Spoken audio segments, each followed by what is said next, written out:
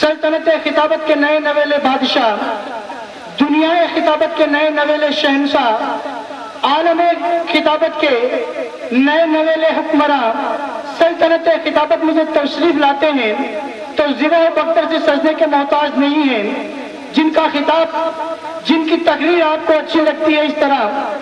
دوستو کیا میری بات سمجھ میں نہیں آ رہی ہے آپ کو؟ توجہ دیجئے۔ جن کی تقریر آپ کو اچھی لگتی ہے جس طرح سردی کی دھوپ اچھی لگتی ہے، جس طرح کوئل کی کوک اچھی لگتی ہے، جس طرح چاندنی رات اچھی لگتی ہے، جس طرح عاشق کی حق بات اچھی لگتی ہے، جس طرح اور ننھے بچے کو اپنی ماں اچھی لگتی ہے، جس طرح آئیے خطیب اہل سنت کا استقبال تکبیر اور رسالت کے ساتھ کرتے ہیں۔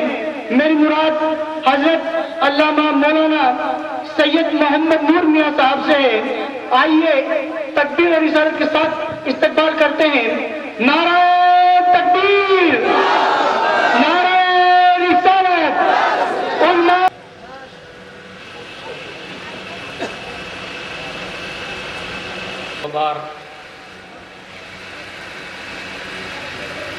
باوقار علماء اہل سنت،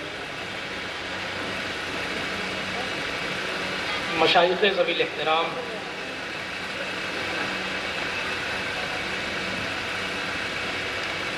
تمام حاضرین و حاضرات، سامعین و سامعات، السلام علیکم ورحمۃ اللہ تعالی وبرکاتہ۔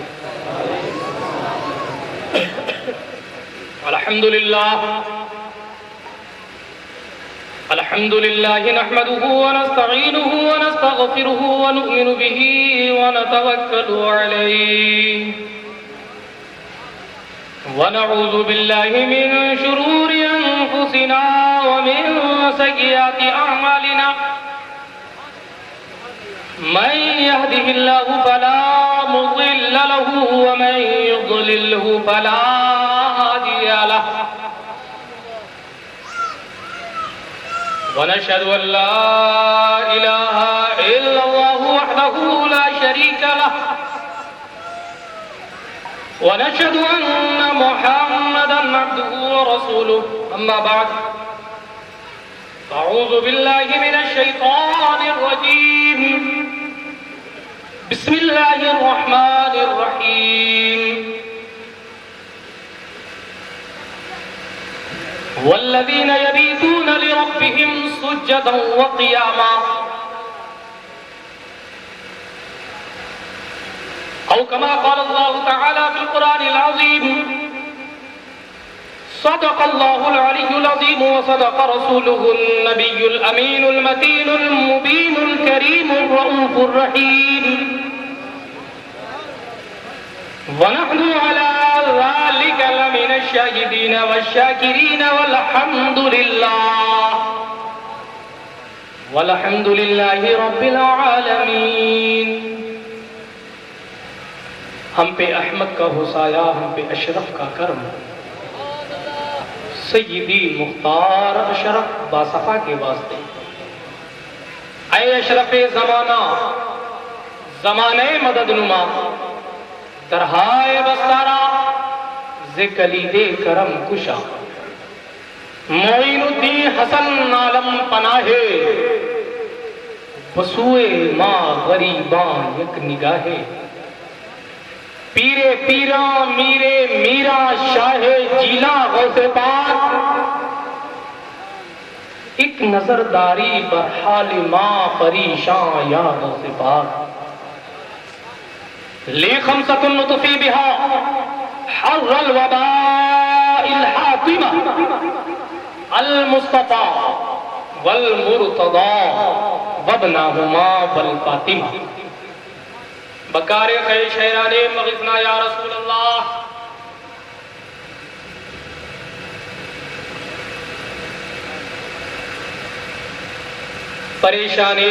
پریشانیم مغثنا یا رسول اللہ صلی اللہ تعالی علیہ وسلم، غریبم یا رسول اللہ غریبم، ندارم در جہاں جز تو حبیبم، مرض دارم زعیسیارا لا دوائے، مگر الطاف تو باشد طبیبم، بری نازم کہ ہستم امت تو، بری نازم کے ہستم امت گنہگارم ولیکن خوش نصیبم. آئیے ہم سب مل کر کائنات کے مختار، حبیب کردگار، شفیع مجرمہ، انیس بے کساں، چارہ ساز درد مندہ، حضور رحمت للعالمین، شفیع المذنبین، انیس الغریبین کی بارگاہ بے کس پناہ میں اپنی عقیدتوں کا خراج پیش کرتے ہوئے جی لگا کر سنی گھنگرج کے ساتھ درود پاک پڑھیں. اللہم صلی علی سیدنا شفیعنا کریمنا حبیبنا طبیبنا نبینا مأوانا وملجانا محمد صلاة تنجینا بها من جمیع الاحوال والآفات وتقضی لنا بها من جمیع الحاجات وتطہرنا بها من جمیع السیئات وترفعنا بها عندك أعلى الدرجات وتبلغنا بها أقصى الغايات من جميع الخيرات في الحياة وبعد الممات إنك على كل شيء قدير. آج ہم اور آپ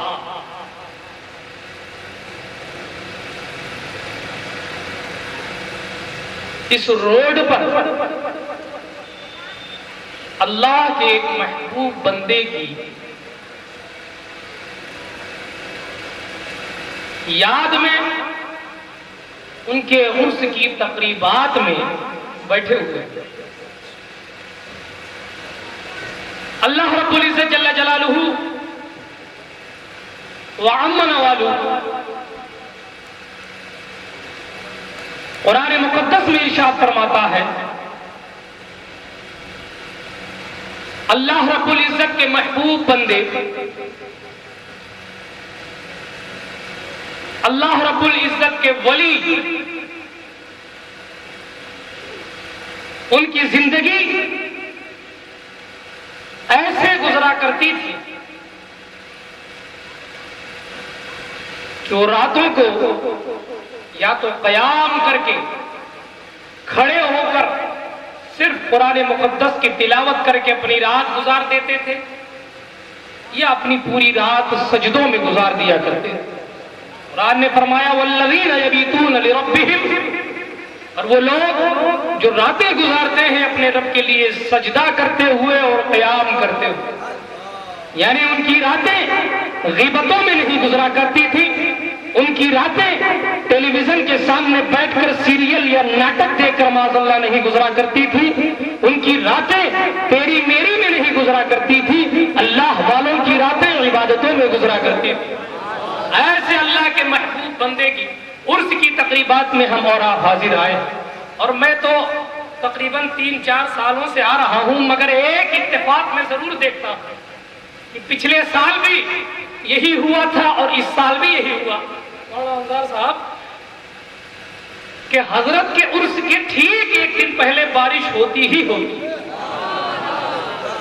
پچھلے سال جب سیدی کلیم میاں قبلہ اور میں سید جمال اشرف صاحب، مزمل میاں صاحب وغیرہ سب ایک ساتھ آئے، یہاں کے علاقے والوں نے، باشندوں نے عرض کیا کلیم میاں صاحب قبلہ کی بارگاہ میں حضرت بڑے پریشان ہیں، گرمی کی شدت ہے، بارش نہیں ہوتی، مگر دیکھو کرم ان اللہ والوں کا کہ جلسے سے ایک دن پہلے جھماجھم بارش ہے نا. جبکہ تاریخ کے حساب سے اگر آپ دیکھیں تو پچھلا جلسہ 28 یا 29 شعبان کو ہوا تھا، یہ 25 یا 26 شعبان کو ہے.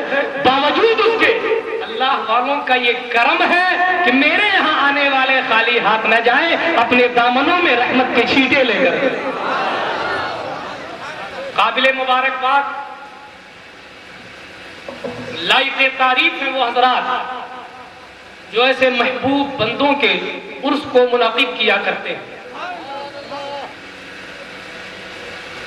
اور یہ عرس منانا سب کے بس کی بات بھی نہیں.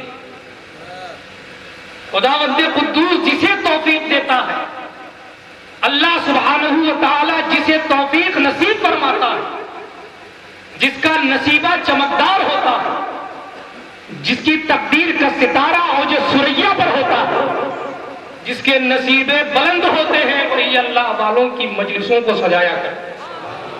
نور الدین زنگی کا واقعہ آپ نے سنا ہوگا، جب یہودیوں نے رسول اعظم صلی اللہ علیہ وآلہ وسلم کے مبارک جسم کو مدینۃ الرسول سے چرانے کی کوشش کی اور ایک پاس میں کمرے میں بیٹھ کر نیچے ہی نیچے سرنگ کھودنے لگے، اللہ رب العزت کے پیارے رسول نور الدین زنگی علیہ الرحمہ کے خواب میں تشریف لاتے ہیں اور ان سوراخ اور سرنگ کرنے والوں کی آنکھوں کا اظہار فرمایا کہ دیکھو ایسے ایسے بندے ہیں، ایسے دکھتے ہیں، ان کی ایسی آنکھیں ہیں، جاؤ مدینہ شریف، وہ میری قبر کے قریب تک پہنچ چکے ہیں، تم جاؤ اور ان کو پکڑ لو۔ واقعہ آپ نے سنا ہوگا، نور الدین زنگی وہاں سے پلٹا، پوری فوج کے ساتھ آیا کہ کوئی بہت ضروری کام آ گیا ہے، چلو مدینۃ المنورہ کی طرف۔ خدا کی قدرت دیکھیے، علاقے کے سارے لوگوں کو کھانا کھلایا، سارے لوگوں میں ہیرے جواہرات تقسیم کیے اور پوچھا یہ بتاؤ سب لوگ آ گئے یا نہیں آئے؟ کہا حضرت تقریباً سب آ گئے ہیں۔ پھر پوچھا بتائیے کیا کوئی ایک بھی بندہ باقی رہ گیا ہے جو اس دعوت میں نہ پہنچا ہو؟ کہاں دو اللہ والے ہیں، یعنی اس دور میں بھی دکھاوے کے اللہ والے رہا کرتے، دو اللہ والے ہیں جو ان کو صرف عبادت سے مطلب ہے، وہ باہر نہیں آتے، وہ اپنے کمرے میں رہتے ہیں۔ نور الدین زنگی نے کہا بادشاہ وقت اس سے ملنا چاہتا ہے۔ پہنچ گئے ان کے علاقے میں، ان کے کمرے میں۔ بظاہر تو کچھ نہیں تھا، قالین بچھی ہوئی تھی، چٹائی بچھی ہوئی تھی۔ حکم دیا گیا، چٹائی اٹھائی گئی۔ جب مصلی اٹھایا گیا تو مصلی کے نیچے دیکھا جانماز کے نیچے کی سرنگ بنی ہوئی، اور بتانے والے بتاتے ہیں کہ وہ لوگ اتنے زیادہ قریب پہنچ چکے تھے کہ سرکار عمر فاروق اعظم کے قدم مبارک کا انگوٹھا ظاہر ہو گیا تھا۔ ایک دن یا 2 دن کا اور کام باقی تھا کہ وہ رسول اعظم کے مقدس جسم کو چرا کر لے جاتے اور اس پر ٹیسٹ کرتے کہ اللہ کا نبی زندہ ہے تو کیسے زندہ ہے۔ یہودیوں کی چال تھی۔ میں واقعہ سنانا نہیں چاہتا، میں صرف یہ بتانا چاہ رہا ہوں، نور الدین زنگی نے بلوایا، ان کو قتل کروا دیا، لیکن اس کے بعد کیا ہوا وہ جملے جذباتی کر دینے والے ہیں۔ بادشاہ وقت ہے نور الدین زنگی، مگر مدینے کی گلیوں میں پھر رہے ہیں، آنکھوں سے آنسو جاری ہے اور خداوند کریم کے پیارے رسول کی بارگاہ میں عرض گزار ہے، اے اللہ کے رسول صلی اللہ علیہ وسلم، آپ کا بہت بہت شکریہ کہ آپ نے مجھ غریب سے یہ کام لیا۔ دنیا کے کروڑوں مسلمان آپ کے غلام ہیں، آپ چاہتے تو آسمانی فرشتہ آ جاتا اور ان کو ہلاک کر دیتا، ختم کر دیتا، مگر مجھے اپنے نصیبے پر ناز ہے کہ آپ نے مجھے اس کام کی توفیق عطا فرمائی ہے۔ بتانا یہ چاہتا ہوں کہ جو نیک بندے ہیں رب قدیر انہی سے ایسی توفیق لیا کرتا ہے، اور چاہے وہ اللہ والوں کی مزارات کو بچانا ہو یا اللہ والوں کی مزارات کا عرس کروانا۔ نعرہ تکبیر، نعرہ انسانیت، عنوان اہل سنت۔ گلی گلی میں لوگ پھرتے ہیں، اللہ والوں کی مزاروں سے کیا ملتا ہے؟ پھرتے ہیں نا، آج ان کو بھی پھرا دیا جائے۔ میں قرآن مقدس سے انشاءاللہ الرحمن ثابت کر کے دکھاؤں گا کہ زمین کے اوپر بھی اللہ والوں کی ضرورت، زمین کے اندر بھی اللہ والوں کی ضرورت، اور حشر کے میدان میں بھی اللہ کے ولیوں کی ضرورت۔ زیادہ ٹائم نہ لیتے ہوئے میں آپ کو بتاؤں، سورہ فاتحہ سب پڑھتے ہیں نا، الحمد شریف پڑھتے ہیں نا، ارے پڑھتے نہیں تو کم سے کم سنتے تو ہیں، ارے روز نہیں جانثار صحابی ہو، اے میرے وفادار امتیوں، اے میرے جانثار غلاموں، ذرا یہ بتاؤ کہ یہ بچہ ایسی بات کر رہا ہے، اس کی بات پر یقین کیا جائے یا نہ کیا جائے؟ صحابہ کی جماعت بیٹھی ہے، سوال کرنے والے حضور، مشورہ طلب کیا جا رہا ہے صحابہ سے، پتا چلا کہ چھوٹے ہو یا بڑے مشورہ کرنا سنت رسول اللہ ہے نا۔ اس حدیث پاک سے یہ بھی پتا چلا کہ مشورہ کرنا رسول پاک کی سنت۔ تو حضور نے صحابہ کرام سے مشورہ کیا، ادھر جلاس بن سوید قسمیں کھائے جا رہا ہے کہ اللہ کی قسم میں نے ایسا کچھ نہیں کہا، میں نے ایسا کچھ نہیں کہا، ایک بچہ جھوٹی مجھ پر الزام عائد کر رہا، میری جانب سے برائیاں کر رہا۔ صحابہ نے عرض کیا، سرکار ہوا رجل شیخ کبیر، وہ جلاس بن سوید تو بزرگ آدمی ہے، وہ یصلین معنا، ہمارے ساتھ نمازیں پڑھا کرتا ہے،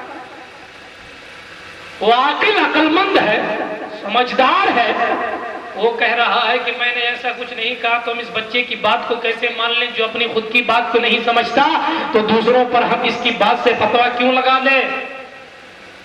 صحابہ کے مشورے سے حضور نے اس کی گفتگو کو نظر انداز کر دیا، صحابہ کے مشورے سے حضور نے اس کی بات پر توجہ نہیں کی۔ جب اس نے دیکھا کہ میری بات اب جم نہیں رہی ہے، تو دیکھو میرے ساتھیوں اور دوستوں کہ اللہ والے کیسے ہوتے ہیں، اور رب اپنے بندوں پر جو دل سے یقیناً رب سے محبت کرتا ہے کتنا مہربان ہوتا ہے۔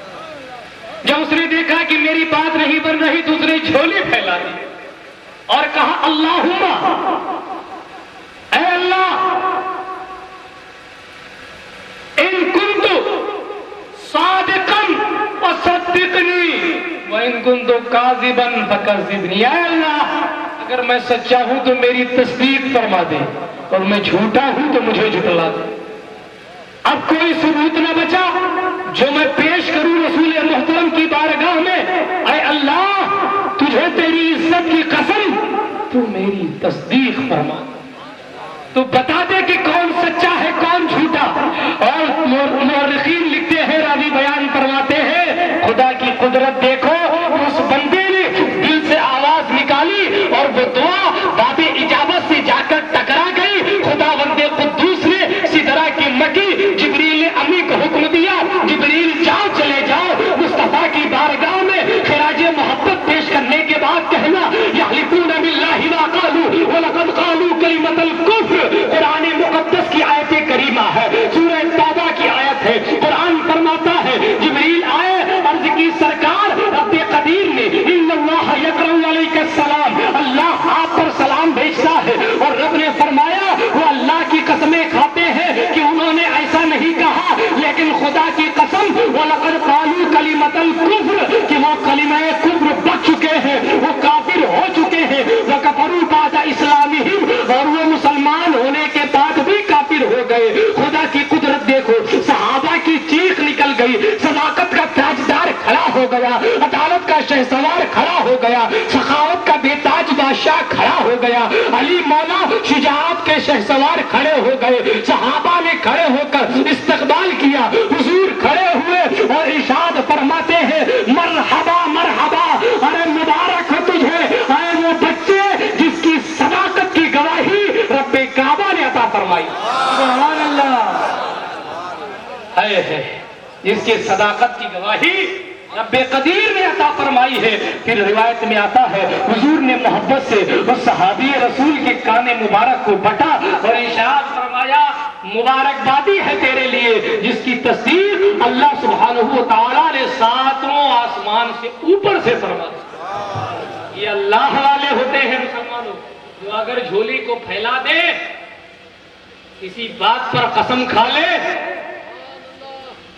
زمانہ پلٹ سکتا ہے، مگر ان کی دعا رب قدیر رد نہیں فرماتا۔